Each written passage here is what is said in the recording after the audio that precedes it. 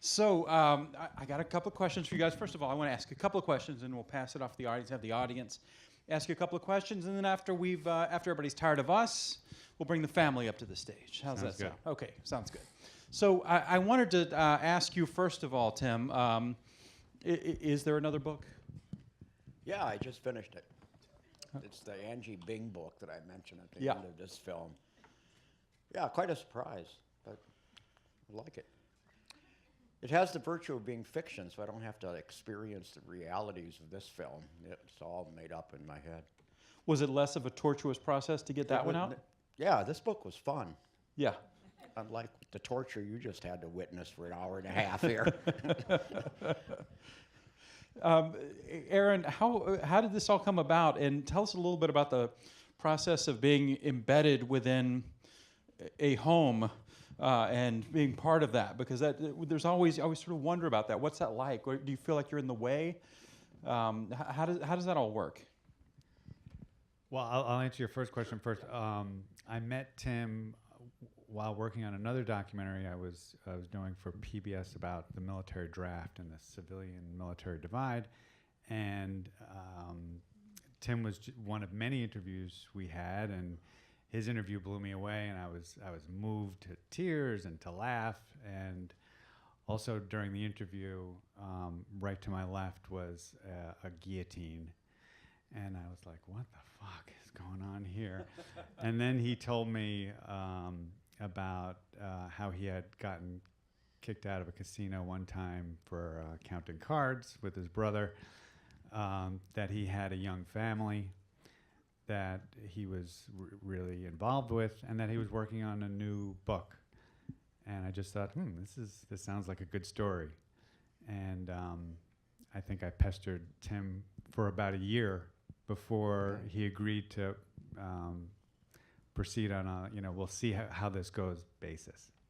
And I was extremely lucky to be invited into the OBrien home. As you can see, they're just like lovely, intelligent people. And I would say that if any of you have the opportunity to live with another family while you're raising your own family, do it, because you learn a lot.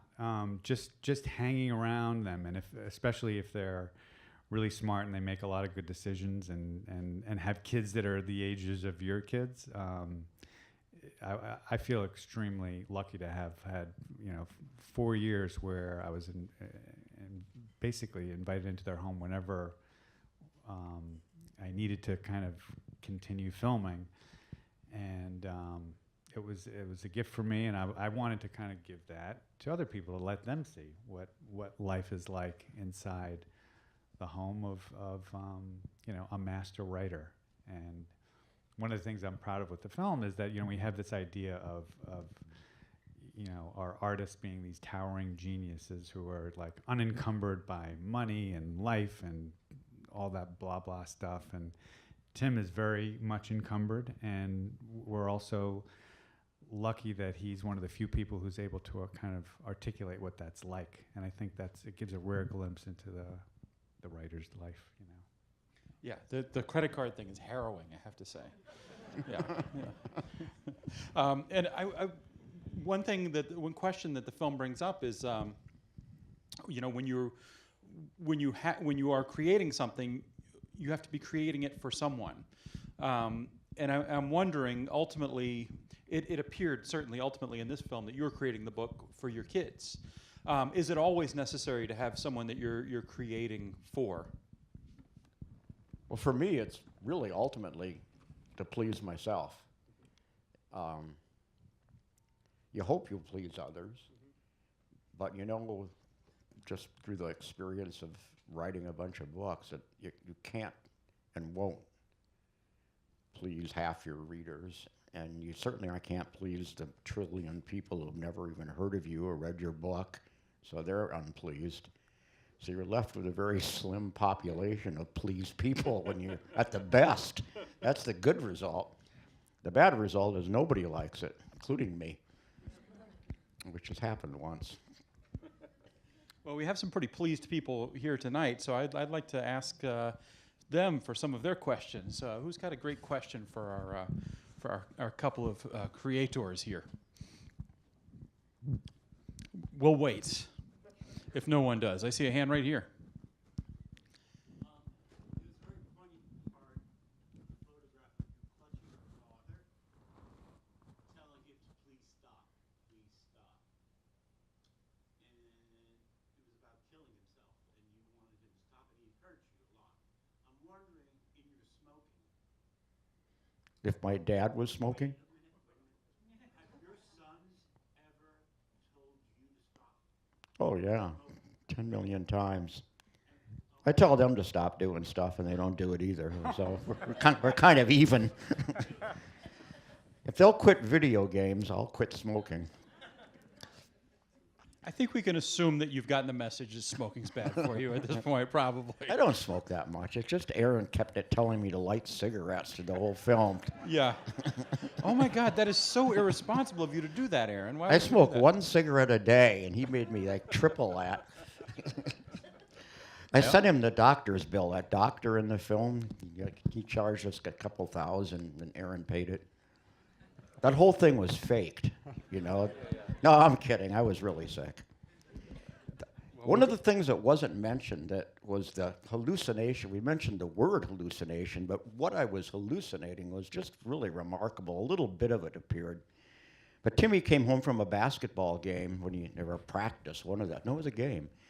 I was, like you saw in the film, totally out of it. I mean, couldn't speak and couldn't even think, really. I was living in my head with weird stuff happening, and I had imagined that Timmy had placed an order for hamburgers at an auto body shop. You kind of heard that partly, but it was Timmy who I thought had done it. And I said, "Has your order come yet?" And he said, "What order?" And I said, "The food order." And he said, "I didn't order any food. I've been playing basketball. I just walked in the house." And I said, "Don't lie to me. You shouldn't lie to your dad." He said, "I'm not lying." He said, "Do I have to go get the food?" And I said, "No, that they're delivering it." And that's when I mentioned this conveyor belt. He said, "There can't be conveyor belts from auto body shops to every house in Austin, Texas, delivering food. The whole city would be a web of conveyor belts." I said, "It's impossible." I got really pissed and said, "Don't contradict me." And Meredith, thank God, intervened and said she knew how crazy I'd gotten with this thing. That was just one of numerous hallucinations that were so vivid to me that there was more real than Aaron, who was there during this. He had set up this weird dolly in front of that couch where I was lying, and I woke up from one of these hallucinations with him dollying in on me. So which was weirder, Aaron with his dolly and his camera, or the conveyor belt? It was a strange time. That does sounds like an immensely strange time, the hallucination included. I wonder if we have, I see a hand right over here. Thank you. And thank you, Mr. O'Brien, for being here and for everything you've given all of us. This film reminded me of an anecdote about Jorge Luis Borges when he was teaching at the University of Texas here in Austin in the early 70s. And the story goes that a student asked him whether he believed that the writer had a moral obligation to write about the political rather than the personal at a time when events like the Vietnam War were ongoing. Borges responded no, and the student replied, "But people are dying," to which he responded, "I'm dying too." I was curious how you would respond to a question like that and what you might think about Borges' response. Thank you. I respond by my traditional waffling. I believe both are true simultaneously. Borges had a point that we're all dying, and that was one of the points I think Aaron tried to emphasize, that what is true for me as a writer and as a human being is true for you too. You just don't think about it or worry about it. We find all kinds of reasons not to imagine our own mortality. The cocktail party, the bridge game, the education, the work we got to go to, the movie we're going to watch tonight. We make up millions of things that are like screen the obvious, because I think we have to. I think we have to screen the obvious from ourselves. We are not gophers, and we're not chipmunks, and we're not wolverines. We're humans, and we have this capacity to know and be conscious of our own mortality. Most animals, I think, are not. So I've read anyway. Any case, that's the Borges side of the answer. The other is I do feel an obligation. It's less and less as I get older to issue the caution: watch out for killing people for bad reasons. What are bad reasons? That's up to you to decide. But if they're bad, don't do it if you think they are. But I've gotten less and less evangelistic about it as I get older because I've gotten less and less hopeful. You could kind of detect that in the film, that I just feel there's so little hope. We're always going to find reasons to kill one another. Hasn't stopped since, the time of the Iliad, and it's not going to stop tomorrow either. So I caution less. I love my children and my wife so much. That's the center of my life now, and I hate the thought of leaving it. Did you feel like in the film there's a scare, where it seems like it could be the end? You refer to yourself as dying during that point. Did that change the way you related to the work, a work that was giving you so much trouble? Because it seems like this may just be the structure of the film, that really picked up the pace after that, after you almost died. It did. It picked up the pace of the writing a lot. I was wasting less time. I stopped traveling as much. Now I don't. I'm going to travel one time, thanks to this guy next to me. Aaron and I are going to my home state of Minnesota, to which I haven't been. We're going to a place called Fort Snelling, which isn't really any longer a military outpost, I hope. It's an old historic frontier fort that's essentially in the Twin Cities of Minneapolis, St. Paul. And that'll be the first actual money-making excursion I've made in a long time. So I'm impoverished, and there's a little dish outside here that you put your money in. No, I'm just... Absolutely. Anything that you can contribute. We really appreciate it. Yeah. I see a hand right over here. Tim, this is going to be a little karma. A couple of decades ago, we were talking, and I said, they got this place, they got this place at the University of Texas called the Harry Ransom Center. You got to think about putting your papers there. Now, I don't know if you remember this, but you said, why the hell would I want to do anything with Texas? we were in Cambridge, 1600 Massachusetts Ave. Yeah, that's true. Why would I want to do anything in Texas? That's a crazy place to go. It's a bizarre place to find myself. I've got a love-hate relationship with Texas, minus the love part. It's You're really winning the crowd right now. It's watching Ann Rapp's film last night. There's a scene of a bus going near Wharton, Texas, I guess, down a highway, and it was the ugliest looking scene. I mean, Ann didn't do it; she just filmed the ugliness. Flat, boring, brown, parched, dry, and full of Texans.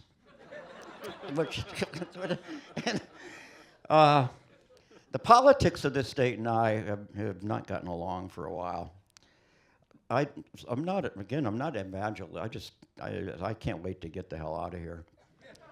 I don't know where to go that's better is the problem, because there's so much about Austin particularly that I like. Yeah. I really like lots of Austin stuff, like this place. But this place isn't in Wharton, or my hometown of Worthington, but I do love Austin. I wish you could transplant Austin, to someplace sane. Maybe someplace cooler also would be nice. Right. Yeah. But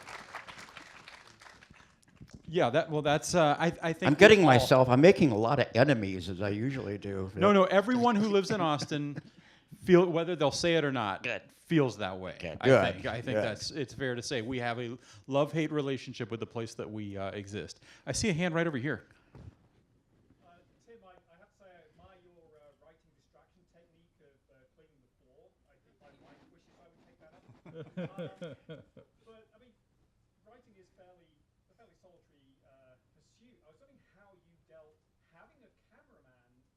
embedded with your house. But at the same time, Aaron, how did you approach writing something cinematic? Because we're pretty boring. We're just typing. There's nothing else to it. So how did Yeah. you know, from the two sides, how did you? Well, you've hit the nail right on that. This is what I warned Aaron about for a full year. I said, my life is so incredibly boring. It's going to the grocery store and sitting at a typewriter doing silent, going like that. And he said he would find drama. I submit he did, but he sure lucked out with me getting that sick. There was one scene that made me squirm tonight. That was, and Aaron I think knows which one it is, and my kids certainly know. It was the one where I just got so pissed off about the video game stuff and the constant playing of the video games that I had I wanted to ban screens from my house of all kinds, including television screens, computer screens, iPhone screens, iPad screens, and all the other fucking screens in our house. And the family rebelled, rightfully so. I guess I was a little absolutist and drastic in my draconian, but I was so sick of it. I wish still I had won that battle, though. I still regret losing that one. I could take losing the Vietnam War. That was preordained, but that one I thought I had hope. You'll be dealing with the aftermath of that for a while, I think, picking up the pieces probably. So, Aaron, about what Richard was just asking there about what techniques you use to make it exciting. Yeah, I was also very conscious from the beginning that a movie about a writer could be really boring, and I thought like, okay, I'll never show him typing anything, and because that's the imagery you usually see, and it really is dull. But I had faith in Tim's honesty and how gripping candor can be. We don't hear it that much, and from that first interview I did with Tim, I was like, this is a guy who's so honest that people are going to want to pay attention to him. And he's also got this kinetic energy that you can see in the flick of a cigarette and the twinkle of his eye and the way he searches for the perfect verb. And I just thought that energy will carry the film. And one of the things that was cut out of the film was this motif that because we would have a lot of conversations. For me, it was such a privilege to, as someone who tells stories for a living, to be with a master storyteller and try to be hashing out the story I'm telling.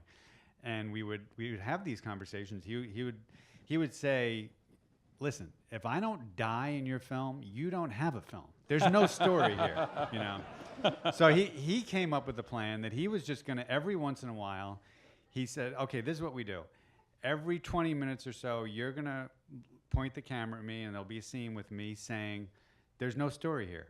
This is boring. What are you doing? Why are you making this film? And we actually filmed a lot of scenes where Tim is kind of breaking the fourth wall and saying, all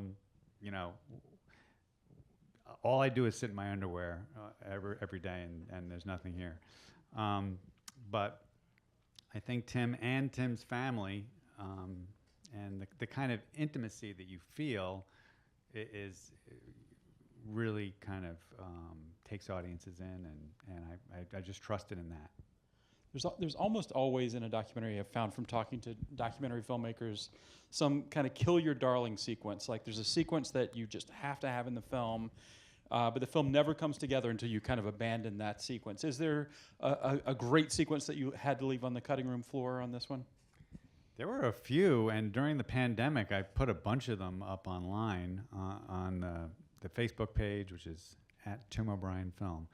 And there were just like 15-second to 2-minute scenes that either didn't make the cut or that I wanted to eventually cut. Or, I mean, just a few weeks ago, actually, I took something, a section of Tim's interview and put it over images of Ukraine, and it got a lot of traction on the internet. And it was an interview I did with him from 6 years ago. I did like 25 hours of interview with him. So there's so much stuff that I always just felt so enriched going back and looking at it and listening to it. So I feel like I could just keep making stuff from it. Yeah, sure, absolutely. Yeah. There's a scene where Timmy tries to cut his father's head off in the guillotine, and I wanted to get that scene in the film, but that didn't make it either. Yeah. The whole magic angle becomes this like incredibly sort of outre, crazy sidebar to the film that just gives it that little extra spice that right when it needs it, I think. No, thanks for saying that. I mean, it was one of the surprising things for me, just how good he is at magic, and also how he connected magic and the magic of writing and creation. Let's get another couple of questions from our audience before we bring up the real heroes of the film. I see a hand right over here. Mr. O'Brien, thank you. The things I carried, I kind of used as a Bible to figure out how to reconnoiter myself and recalibrate after war. And I did 5 tours. I'm a wounded infantryman and trying to be a writer. One of the things that I always find really hard to reconcile is my relationship with other veterans. I feel like very much in connection with the way that you feel about war and killing people, and having done it and having been there, and then seeing guys that might have this blockage or something that we don't have, or maybe we're blocked. I don't know what the difference is, but I guess it's not a question. Just wanted to say that the joy is repeating, and there are still veterans that feel the same way you do, and I know that I feel very alone at times when I'm trying to say something that I believe is true, and sometimes that truth gets lost in the noise of the needing to be validated by the things that you did over there. And I just appreciate having seen you, and it's given me kind of a way to know that at least one person is still standing there and still believing in that. Thank you. Well, thank you. I want you to know how much that means to me, because I do sometimes, as Aaron knows from being with me, I feel lonely sometimes as a veteran. But I know there are people like you out in the world. It's just that I don't see them enough. But then I don't see anybody very much. I love my fellow soldiers that I served with in Vietnam dearly. But I also despise some of the things that they believe in. And that's the world we live in, that there are things about myself that I despise, smoking and cussing too much, and feeling, and in this film I look so much more passionate and angry and sick than I really am. And I didn't believe myself most of the time, because I don't feel that what you saw tonight is that's not my impression of myself, and I didn't like looking at it tonight.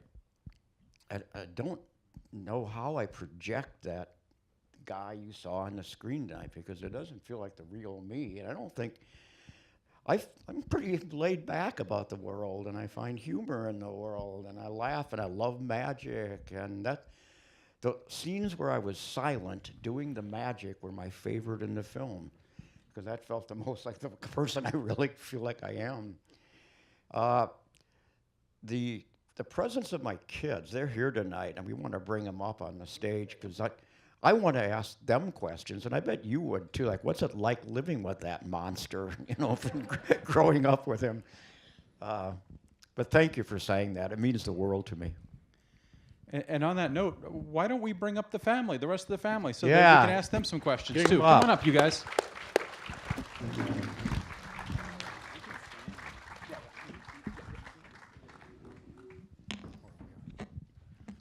I'm going to introduce my family to you. The first on the stage is my son, Timmy O'Brien, who's now,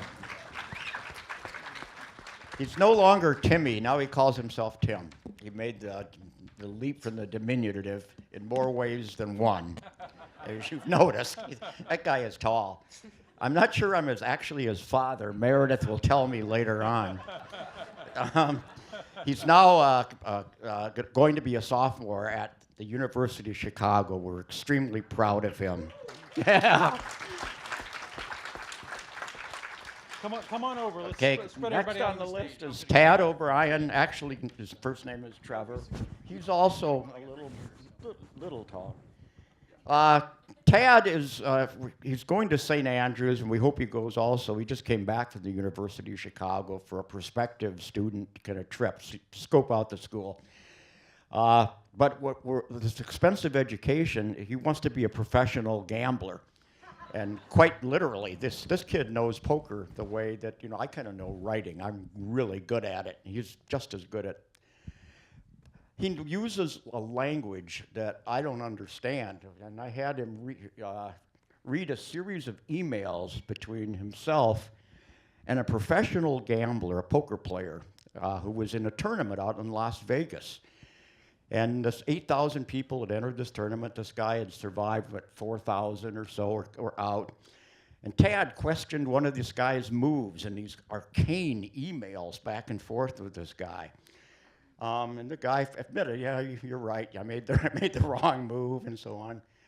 So this is my other son. Love them both dearly. They're a little bit alike and they're a little bit different, but I think they love each other a lot too. And Tad, when this film was made, you saw him when he was like that tall. I mean, he was just a little tiny kid. And Timmy was maybe that tall when this film started, a long time ago. And the creator of these two kids is Meredith OBrien. Put a joint. She was and remains the stable thing in our family. It keeps our family a family, really. She's sane, she's rational, she's loving, and I'm so lucky to have, encountered her in my life and be married to her. So what we thought was we're interested in what you might want to ask these people who were around Aaron and me during the making of this film. So I'm going to ask first. You guys, ask away. Let's get some good questions for the family here. All right, I want to ask, we'll get these questions in a minute. First of all, Meredith, what's your favorite part of the film? When I was crossfitting. No, okay. No, maybe. No. It's all about me. No. I think when the sheet goes down and Tad, he says, but Dad, but Mom. I really like that. I like that moment quite a lot. Tad, what's your favorite part of the film? I mean, I love it all, but probably when we were playing Scrabble, because this was the most fun part. When I said, is Zarf a word? I don't know. I really liked that part because I questioned it. He made that little Scrabble scene around the floor, and he wrote ZARF with these chips. I didn't know it was a word. I challenged it. He knew it was a word. He's 5 years old. I mean, So I lost all my challenge points, and he got them. Yeah. On that note, though, you should never play Scrabble against this guy. It's almost impossible to play Scrabble against a writer and win. How about you, little Tim? My favorite parts were when my dad was talking about his dad, which I didn't expect because that was a part of the film that I hadn't really been exposed to.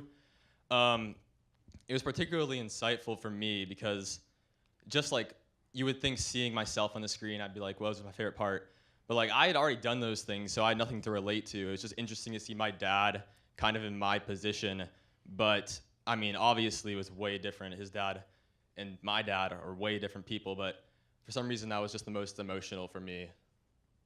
And have you two read the book? Which book? Not the newest book, but the one that's chronicled in the film. We've read excerpts, but we haven't gone through it in its entirety yet. They never will. Not true. No, they will. Yeah, you will. I can promise you will. Let's get to those. I saw a couple of hands back here. Yeah. Yeah, I'm just curious. Tim was saying that when you watch this, you don't feel like that's your true self that you're seeing on the screen or how you see yourself. And I'm curious to know from your family, does it feel like an accurate depiction of your family? I couldn't hear her. She was asking if, how you say it doesn't seem like yourself on screen, do we feel like it's an accurate depiction of? I think it is, actually. I really do. sometimes I'm like, why didn't I wear makeup? He was filming, like I never wear makeup, and you know, I'm in exercise clothes all the time. But whatever.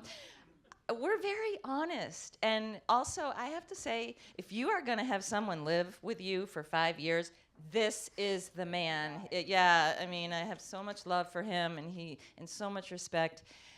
So we really were able to just be ourselves. And he added so much to our lives during those years. So. Aaron, by the way, I've decided finally I'd like you to come live with me for 5 years. Yeah, in a way, Aaron became kind of a brother to me in the course of this. We laugh at exactly the same things. We get angry at the same things. We get sad at the same things.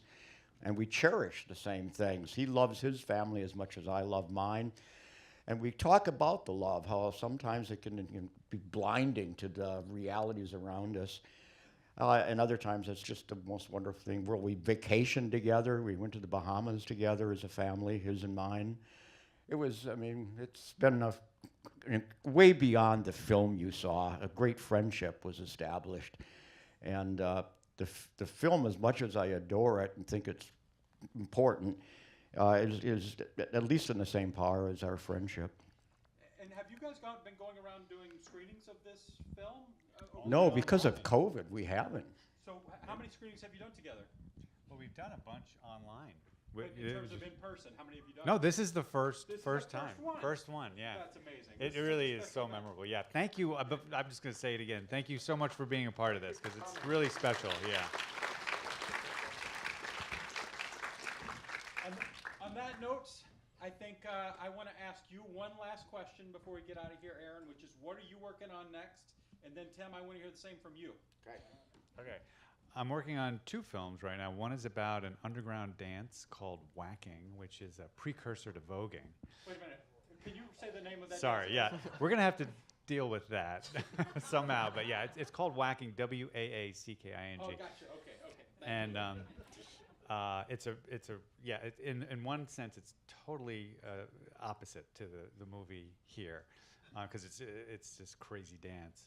And then the other film I'm working on is very similar. It's about the composer Michael Giacchino, who's directing his first film for Hollywood, and we're tracking him telling a story and struggling to do it. The So music it's from very- Pixar. Yeah. A number of Pixar films and stuff.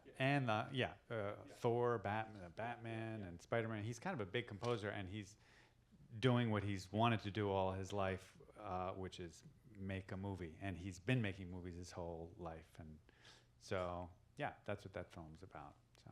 And tell us about your next 3 books, Tim. Okay. What I want to say is Aaron, by the way, won the Academy Award for short documentaries this year. He hasn't bragged about that to you. We didn't do it, but wow. To have an Oscar winner doing a thing about our family was pretty cool. He won it for a film about a woman called Colette, who was in the French Resistance movement, and about a young woman who had befriended her and took her to the place where her brother had died in a concentration camp. It's a remarkable, moving, and oddly sometimes even humorous film. It's sort of like Tonight. It's not all tragedy. There's humor with it. It's a remarkable film. This is the recipient of an Oscar. I've just finished a book, and I'm sure there'll be no more beyond it. I'm too old, but it's a cry of outrage, but I hope a funny one about the world of we're living in right now. It's called America Fantastica, and that should tell you kind of what it's about. There's a disease, a lying disease. It has the second word is fantastica. I can't remember the phenomenon. And there's another word called mythomania, which seems like a new contagion in this country's politics. It's called the lying through your teeth disease. And then the psychiatrists have big names for it. So it's about people who lie, a whole cast of characters, and everybody's lying to everybody else and betraying everybody else. You'll never run out Typical. of material for that. Yeah. There's plenty of that. Yep. Well, Hey, I want to say thanks though, for you, Lars, and for the society. And And rap, let's not forget. and Anne for. Well, I want to say, let's have a great hand for Aaron Matthews and for the O'Briens. Thank you.